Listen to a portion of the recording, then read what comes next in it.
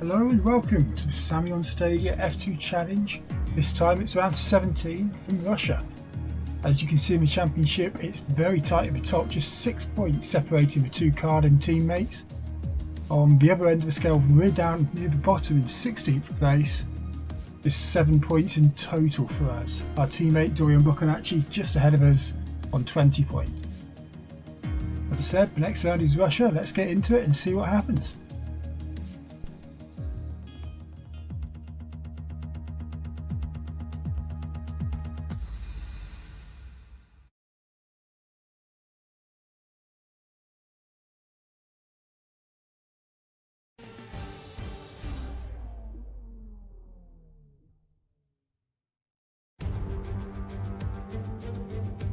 And here in Russia, today's race is about to start. We're at the Sochi Autodrome, and the drivers on the grid are almost ready to begin. Join us as we enjoy today's Formula 2 event. Let's examine the Sochi Autodrome then. 2 DRS zones around this 3.6-mile circuit, one on the long run towards turn 2 and another leading into turn 13. 18 corners in total and plenty of opportunities for the drivers to push their cars to the limit. With so much time spent at full throttle, engine failures are a risk that teams must be prepared for. With me at Sochi for the Russian event is Davide Valsecchi. This is a long and complex circuit.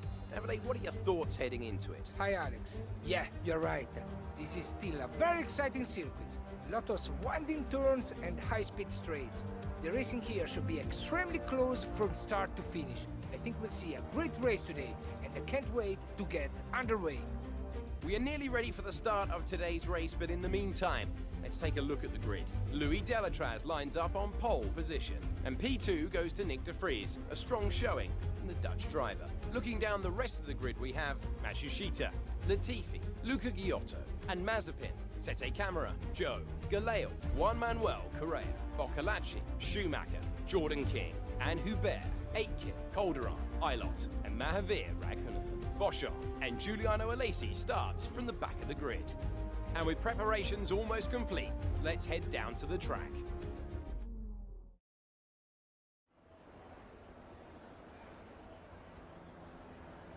Our F2 Challenge reaches the Russian race at Sochi, and we've been put in P15 for qualifying, which is about average, I think. We've had some up towards the top 10. Most of the time we have been further back though. So I'm going to go for the increased top speed preset 4. I'm not that familiar with the Russian track, but I know there's not too many downforce, not too much of a downforce requirement on this track. But preset 4 I think will be the way to go. We go into the race, 3 lights, 4 lights, 5 lights, and we're off and we're away, and a much better start compared to Hubert alongside us. We're already up into 14th. Remember, it's the top 10 positions that pay out points. The first corner isn't really a corner on the Russian track. We're going to get out the throttle so we don't bang it. But it's Hubert right alongside us. Hubert, damn down on the brakes there for Hubert. That is very impressive. Another long turn 3 outside. We've gone wide. It's going to compromise us, especially going into the next turn. Cutting the corner a little bit, but we are having to P10 now. Let's see what we can do. That's P9. Got past Joe. The Russian track definitely appears to be a lot easier for us. We have to get out the throttle and cut the corner to avoid being taken out by Mazepin there. That's a decent start. Good job. A decent start, making up 6 places on our starting fifth. Started back in 15th and we're already up into 9th. I wonder where our teammates ended up. Our teammate Bocon actually started 11th because he managed to make up positions as well.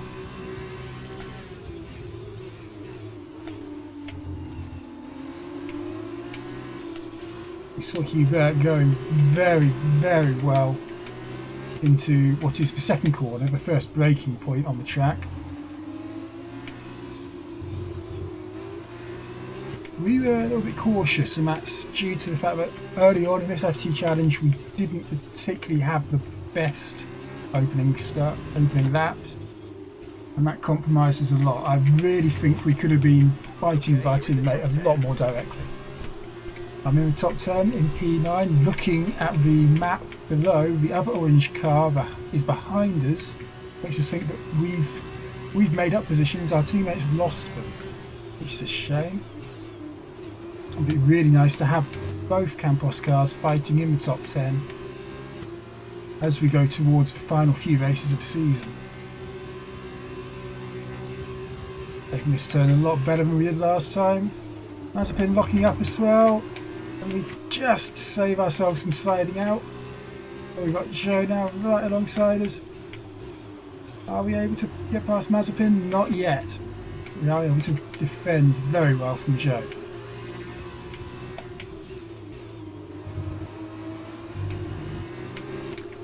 Mazepin's going to prove a very difficult character to overtake, I think. Still, I'd much rather be fighting for 8th than for 18th. I think is where we were fighting for in the previous race. A little bit of a slide there, which has cost us down this long straight. It would be a DRS straight. Of course, we're on lap 2. DRS not activated until lap 3.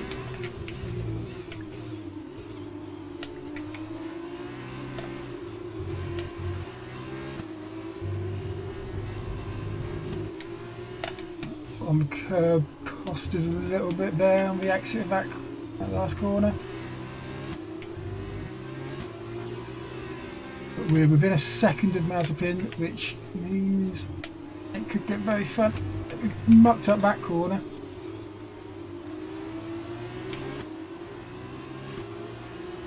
Yeah, 8 tenths, 7 tenths away, but we've got Joe 3 tenths behind us as DRS opens through that kink.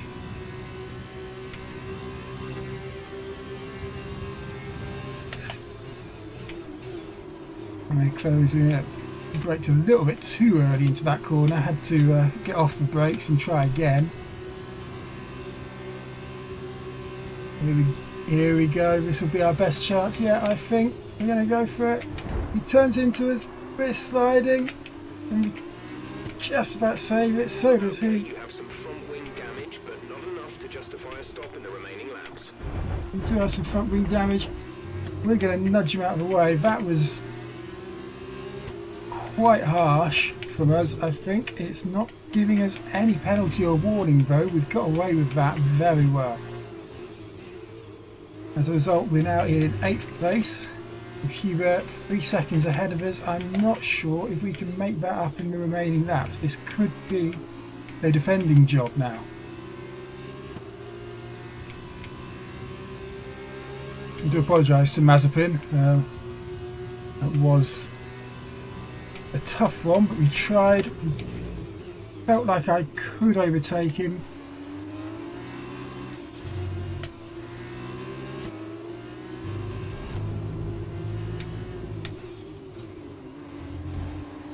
And we did get past eventually. Yeah, I'm experiencing a little bit of a loss of downforce. Just on the front wing, you can see on the left hand side we've got the end plate missing. That does have an effect, and I can feel it going through some of these corners. Nevertheless, we are able to catch up to Hubert a little bit. That gap's now down to 2.8 seconds, 2.9. Just stretched to 3 seconds. Whoa! But that will mean it expands a lot more, and we've got Joe on our inside. We just get that position back. I just asked the car to do too much around that corner. And Joe, obviously a lot more confident than we are. We've got the racing line. Are we able to trying to leave room as best we can? It is very, very difficult. But if we hold off these guys for another 2 laps, we will take another load of points home. For 8th place, I think that's 2 points. which doesn't sound like much, but when our entire points total is only 7, 2 points goes a long way.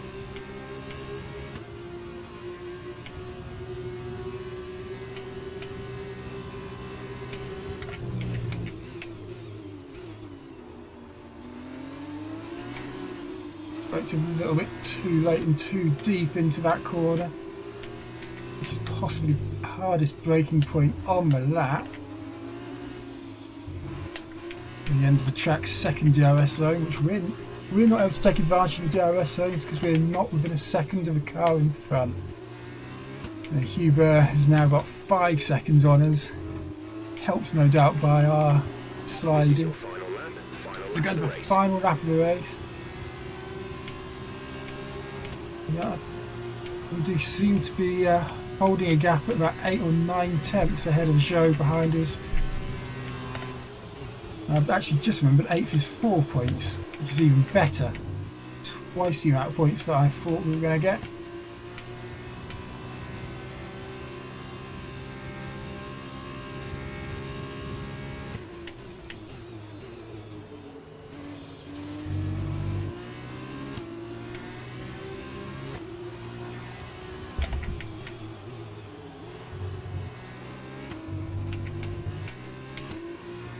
I'm going to see just how fast we can get around the lap.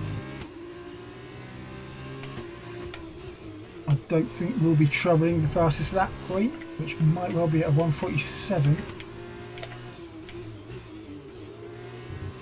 I don't think we'd have been troubling that even with our front wing intact. But it would be quite fun to see how close we can get.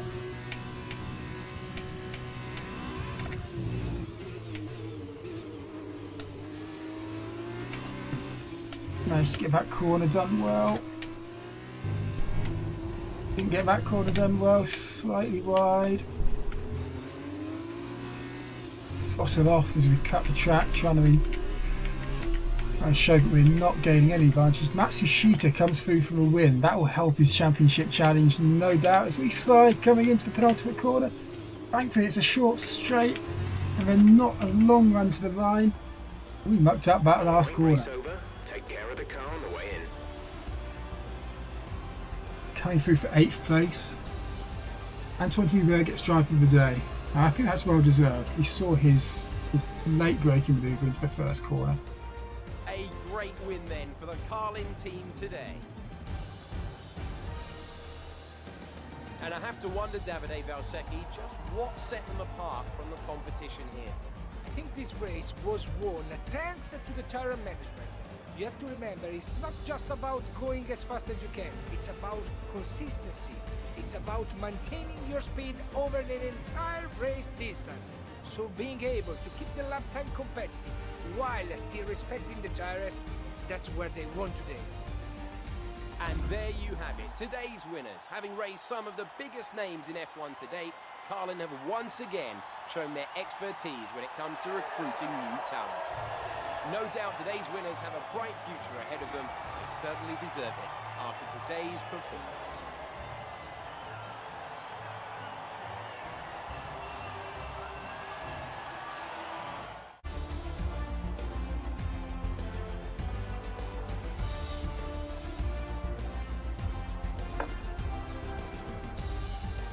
Apologies there for the slight jump in recording. I got called away to do something else very briefly. But just to summarise, yeah, 8th place for ourselves in Russia. Look through the standings to see how well that helps us.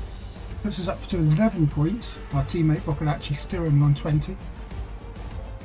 Hubert also makes a jump, going to 32, putting him joint with Gavale. Both slightly ahead, presumably that's done on countback, I'm not sure.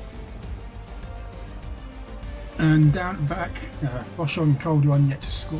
The front, the Coldone, not the Coldone teammates, the Carlin teammates, Matsushita and Delatraz, the gap increases to 15. Has Matsushita taken the chance? Taken the initiative in the Championship Challenge? Let's see what happens next time in the F2 Challenge.